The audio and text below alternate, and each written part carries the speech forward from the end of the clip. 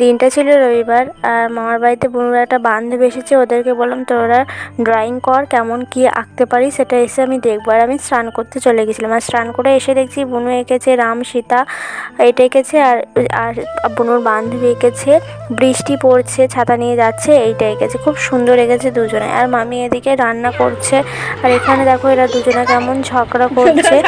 তারপরে এদেরকে খেতে দেওয়া হয়ে গেছিলো। তানিশটা বাড়ি যাবে, ওর নাম তানিশটা, বুনুর বান্ধবী। আর আমার বুনুর ভালো নাম সায়নী মজুমদার। আর এখানে আমি লেবু মাখছিলাম। তারপর লেবু মাখা হয়ে যাওয়ার পরে ওরা খাওয়া দাওয়া হয়ে গেছে, তানিশটা বাড়ি চলে গেছে। আর মামি এদিকে রান্না করেছিল চিকেন, আলু উচ্ছে ভাজা, চাটনি, পটল ভাজা, ডাল, আর এসবই রান্না করেছিল। আর সন্ধেবেলায় আমি তালটা জাল দিচ্ছিলাম। মামা বলে শ্রাবণ মাসে এক তাল খেলে নাকি 7 তাল খেতে হয়। মামা প্রতিদিন একটা করে তাল নিয়ে আসতো। আর ভিডিওটা ভালো লাগলে অবশ্যই লাইক করে দিও। দেখা হচ্ছে নেক্সট ব্লগে। So tata.